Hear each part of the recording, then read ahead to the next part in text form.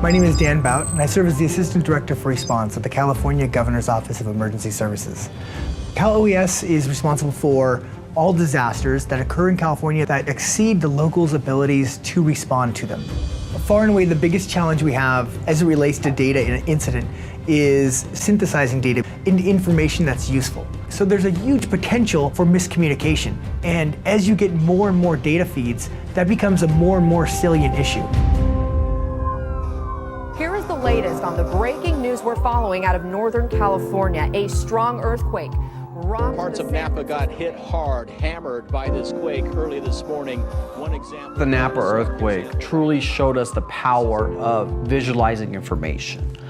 The ability that we had at that time to create flat maps in a not so speedy way kind of showed a gap that we had in our ability to really visualize the information and get it out in a fast manner.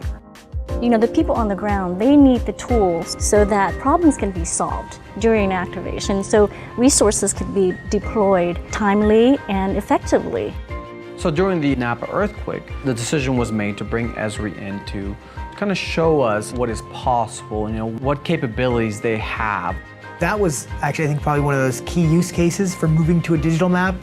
The ability to start seeing water leaks in real time and like, okay, when did that happen? 3 minutes ago. That is something that you couldn't do with a paper map. We went from, at best, 5% of online products to 95%. And that actually happened in about, say, 6 or 9 months of the Napa earthquake. Now you have all the current data that's available, and it may change as you're looking at it, and it's real time. You're looking at what's happening now, not what happened 12 hours ago. What they showed us that day during Napa earthquake was a story map. It's interactive. It allows us to take a look at the shake map, take a look at the shelters, take a look at whatever information that we're discussing. This allows us to be able to really give the decision makers what they need. GIS changed the way we do business. We now have the go-to products. We know that this is what we need to do as a requirement. So that would be part of our common operational picture.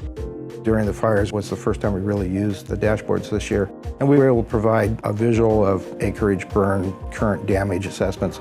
The dashboard provides that snapshot. It saves time. Instead of somebody stopping in the middle of an operation to brief someone, they can just walk in, look at the wall, and see exactly what they want to see. One of the areas that I think we're deliberately going to move to is taking a tool like ArcGIS mapping capability and using that as a mitigation tool.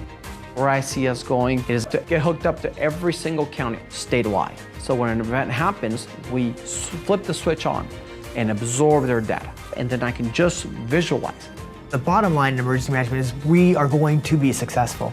There's not a lot of trying involved. You have to make it work because it's people's lives, it's families, it's their property. I mean, it's the things that are most core to our identity and to who we see ourselves as a nation. The technology is there, and we know that it's available, and we leverage to the best of our abilities. It's my dream come true. I mean, it's great.